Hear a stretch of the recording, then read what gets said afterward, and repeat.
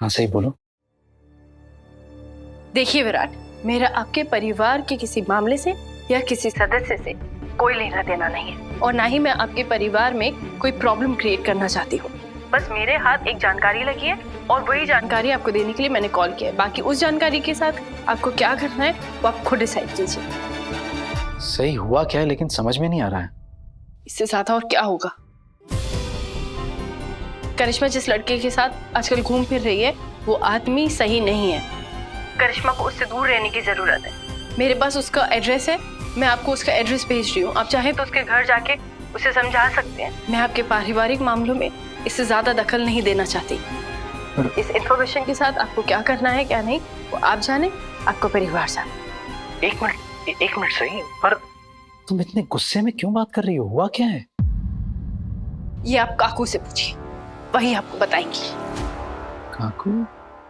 पता नहीं काकू की हिम्मत कैसे हुई मेरे घर आके तमाशा करने की।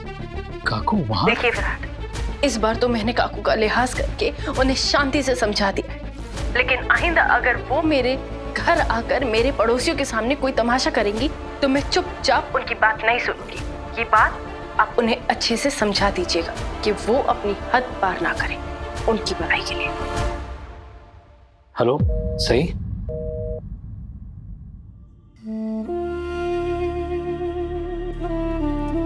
काकू भी ना, कैसे समझाऊं उन्हें? जो बात पहले से इतनी बिगड़ी हुई है उसे और ना बिगाड़े।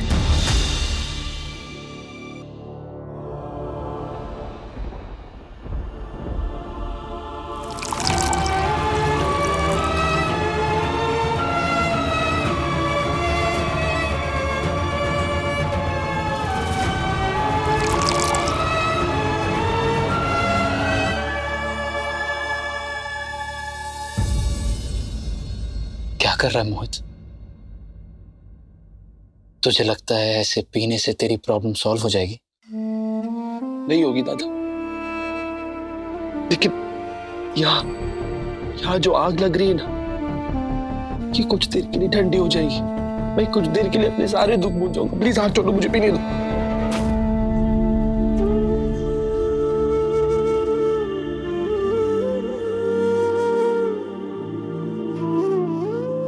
तेरी कुछ देर भूलने से ना बहुत देर हो जाएगी। बहुत देर हो चुकी है दादा। आपने देखा नहीं, करिश्मा मुझे सबके सामने छोड़कर चली गई। देखा मोहित, जब अपने हमें छोड़कर दूर चले जाते हैं तो हमें उन्हें मनाकर वापस लाना चाहिए। जा मोहित, करिश्मा से सॉरी बोल, उसे वापस लेकर आ। मैं सॉरी बोलूं दादा? यदि क्या गलती? अफेयर उसका चल रहा था, मेरा नहीं। किसी का कोई अफेयर नहीं चल रहा था मोहित, कोई अफेयर नहीं। तो करिश्मा को नहीं जानता? कम अकल है वो, उसे बस तेरा अटेंशन चाहिए था। ये उसका अटेंशन पाने का तरीका था और तू उसे अटेंशन दे नहीं रहा, कोशिश भी नहीं कर रहा है। उल्टा उस पर तू हाथ उठाने जा रहा था, इसलिए गुस्सा होकर चली गई वो। तूने उसको रोकने की कोशिश भी नहीं की। तो इस सबसे क्या समझ में आता है कि तुझे उसके रहने या ना रहने से कोई फर्क ही नहीं पड़ता। दादा, उससे मेरे अटेंशन से कोई फर्क नहीं पड़ता। उसे तो वैसे भी जाना ही था। गई होगी अपने यार के पास। होश में है मोहित, ये सोचना बंद कर कि वहां गई होगी, यहां गई होगी, इसके साथ उसके साथ। इसे कच्चे शब्दों से शादी जैसे पक्के रिश्ते तोड़े नहीं जाते। हम जिनसे प्यार करते हैं ना मोहित, वो जब हमें छोड़कर चले जाते हैं तो हम बेपरवाह नहीं हो जाते। हमारी पूरी जिंदगी पछतावे और शिकायतों से भर जाती है। इसलिए जो गलती मैंने की है ना, तू वो मत कर भाई, प्लीज। जा करिश्मा को जाकर मनाकर वापस ले आ। अभी जिस संगत में है वो अच्छी नहीं है संगत। जिस लड़के से वो आजकल बात करती है वो अच्छा आदमी नहीं है। अरे भाड़ में जाए करिश्मा और भाड़ में जाए उसका वो यार, मुझे फर्क ही नहीं पड़ता दादा। करिश्मा ना अब मेरे लिए मर चुकी है और मरे हुए लोग वापस लौटकर नहीं आते।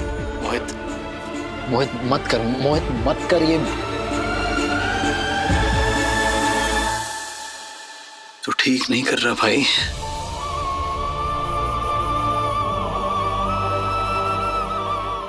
लगता है मुझे ही जाकर करिश्मा से बात करनी होगी।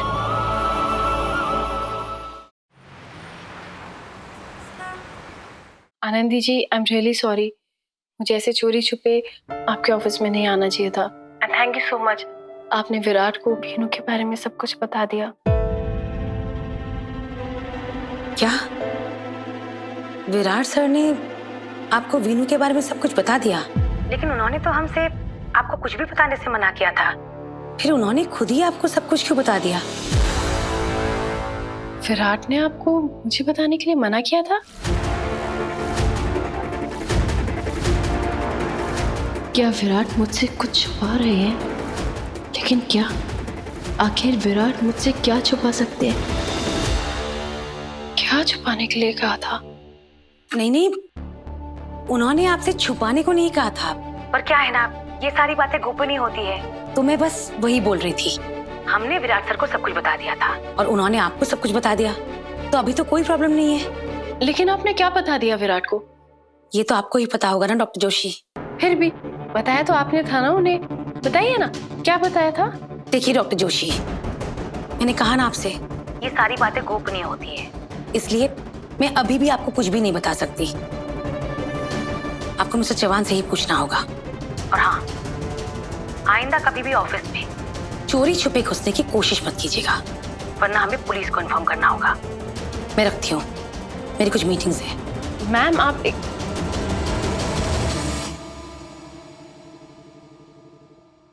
कुछ तो अजीब है।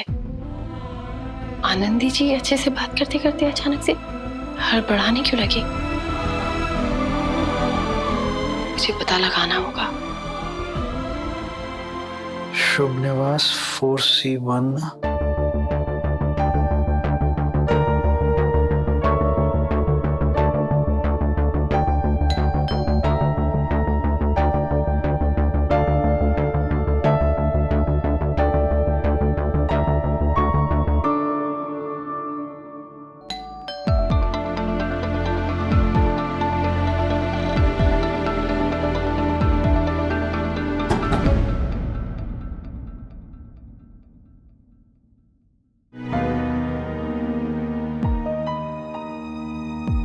करिश्मा, करिश्मा, करिश्मा, करिश्मा, करिश्मा, इधर इधर, क्या हुआ करिश्मा? करिश्मा क्या हुआ है? कुछ नहीं होगा, कुछ नहीं होगा, तुम हिम्मत रखो। करिश्मा आंखें खोलो। करिश्मा, क्या करूं?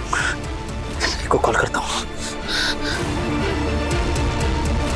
मैं सही को फोन कर रहा हूँ।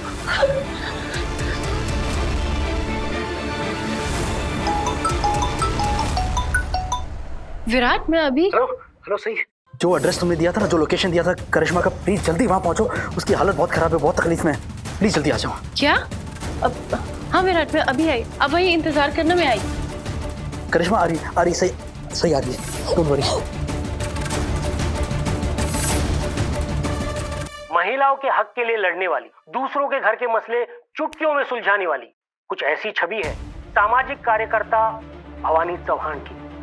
लेकिन वो कहते ना, हाथी के दांत खाने की कुछ और दिखाने की कुछ और। सूत्रों के अनुसार भवानी चौहान की सबसे छोटी बहू करिश्मा चौहान ने अपना ससुराल छोड़ दिया है और उसकी वजह ससुराल में हो रहे उन पर अत्याचार और मानसिक उत्पीड़न है। इस मुश्किल घड़ी में करिश्मा का साथ दिया है उनके जिम ट्रेनर विक्रांत अडुलसे ने।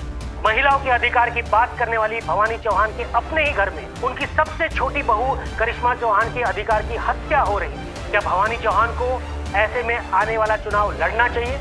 अपने जवाब हाँ या ना में टाइप करके जल्द से जल्द स्क्रीन पर दिए गए नंबर पर। सोनाली, अगर तूने अपनी बहू को काबू में रखा होता तो आज ये दिन नहीं देखना पड़ता। ये सब तेरी लापरवाही का नतीजा है। वही आपको पता है आप क्या कह रही हैं? एक तो सोनाली पहले से इतनी परेशान है, हमारा बेटा नशे में धुत है, बहू हमारी घर छोड़ के चली गई है, और आपको चिंता है तो सिर्फ अपनी राजनीति की। बहनी आपने तो कुर्सी को रिश्तों से भी ऊपर रख दिया। अरे खड्ड्यात गेला सगळं। ना मुझे कुर्सी की पड़ी है और ना ही मुझे राजनीति की। मुझे बस अपने परिवार की इज्जत की परवाह है, जो इस वक्त बीच बाजार में नीलाम हो रही है। करिश्मा बाहर जाकर हमारे खानदान की बदनामी कर रही है और तुम दोनों को कोई असर नहीं हो रहा है। नहीं नहीं नहीं, हमें तो कोई चिंता ही नहीं है। देखिए ना कितने खुश नजर आ रहे हैं हम लोग। और सच में अगर आपको चिंता है ना बहनी, तो सही का कुछ कीजिए। उसी के भड़काने पे करिश्मा घर छोड़ के बाहर गई। ये सब उसी का सिखाया हुआ है, मुझे लग रहा है। हाँ, ये सब अच्छा है। हाँ? कोई और ना मिले तो सही पे इल्जाम ठोक दो। का अश्विनी, हाँ? हम यूं ही इल्जाम नहीं लगा रहे हैं। अरे उसकी हरकतें ही ऐसी है, याद नहीं है कैसे उसने हमारे परिवार को पूरे मोहल्ले के सामने जलील कर दिया था। जो औरत ऐसा कर सकती है उसकी संगत वाली 4 कदम आगे जाकर पूरी मीडिया के सामने हमारे खानदान की बुराई बदनामी तो कर ही सकती है। लेकिन मैंने भी सही के घर के सामने जाकर ऐसा तमाशा किया है कि वो भूल कर भी हमारे खानदान के मामले में टांग नहीं अड़ाएगी।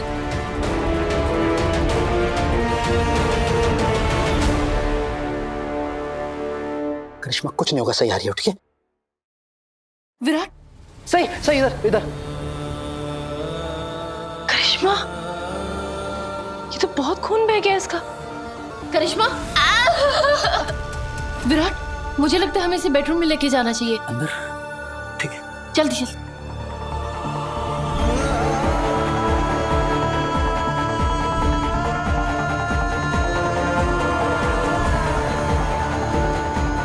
विराट, हाँ? विराट, सर 2 मिनट आप बाहर जाइए ना, मेरे को चेक करने दीजिए।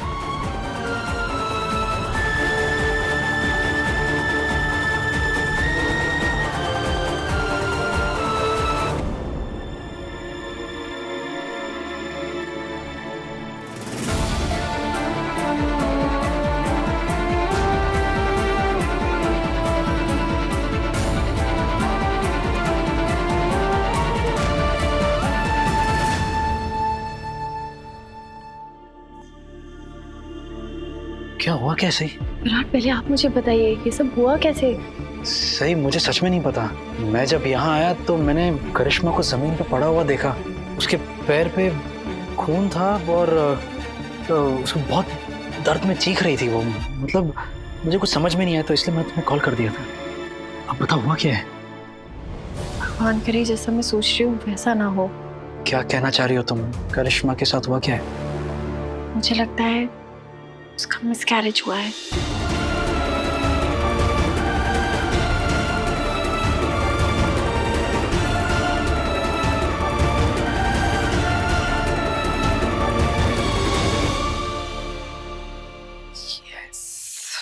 एक तो बना हुआ है, एक और बनाना पड़ेगा।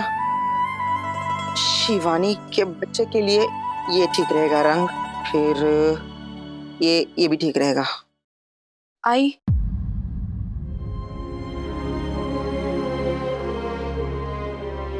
हाँ बेटा आज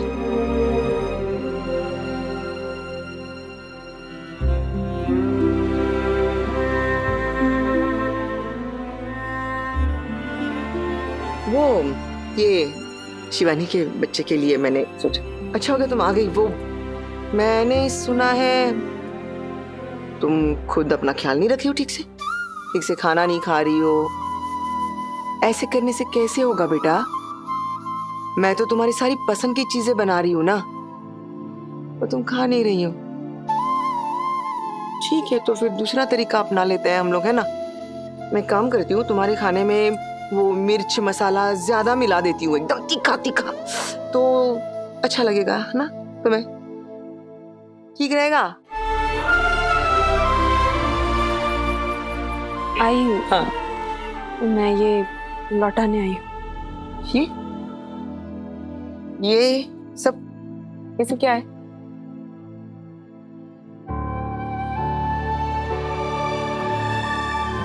भाई ये बुनाई का सामान आपने मुझे दिया था, ये कह के कि मुझे और विराट को अपने परिवार की शुरुआत करनी चाहिए।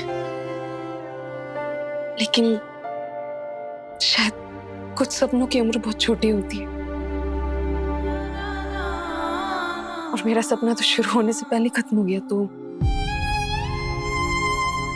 अब इन सारी चीजों की मुझे जरूरत नहीं है, मेरा कोई काम नहीं है। आप प्लीज इसे रख लीजिए। पत्र लिखा।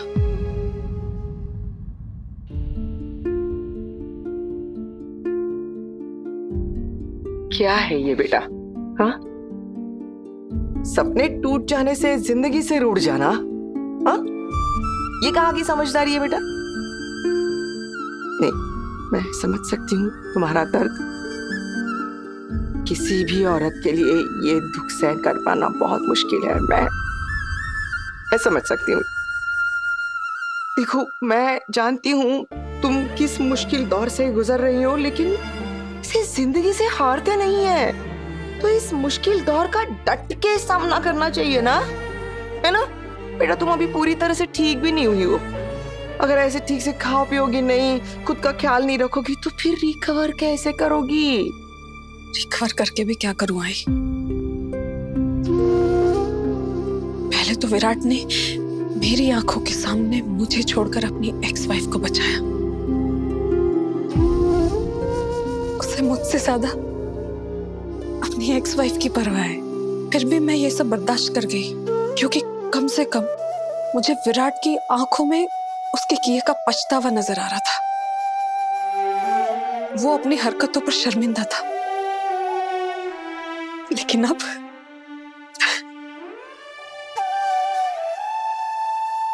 तो वो खुलेआम बेधड़क बाहर पूरी दुनिया वालों के सामने सही को गले लगाता फिर रहा है,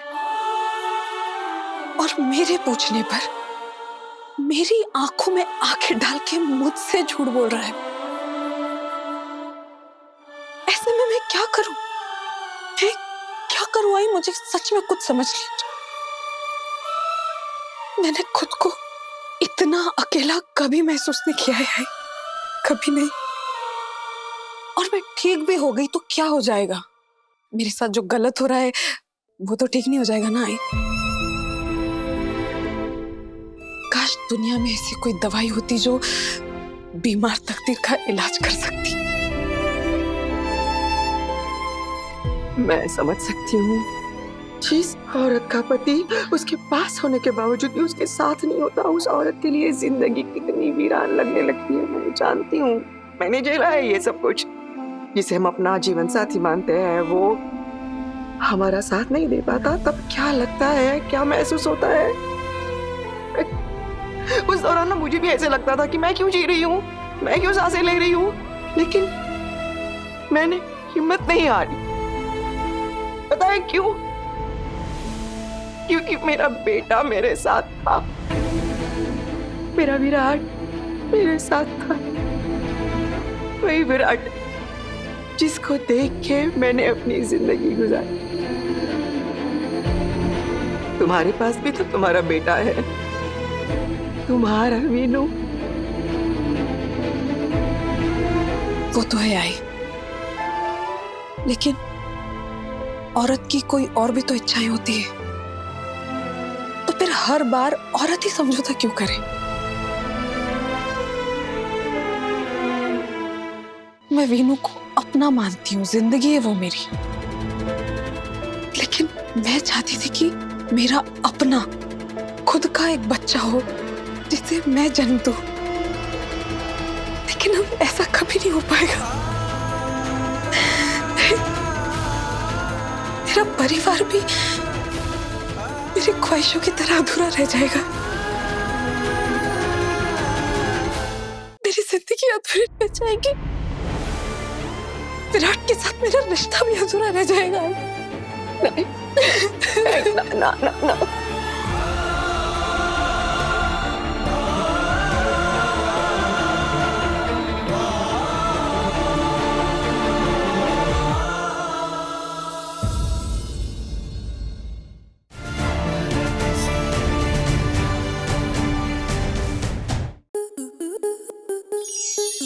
enjoy more such amazing videos, subscribe to our YouTube channel.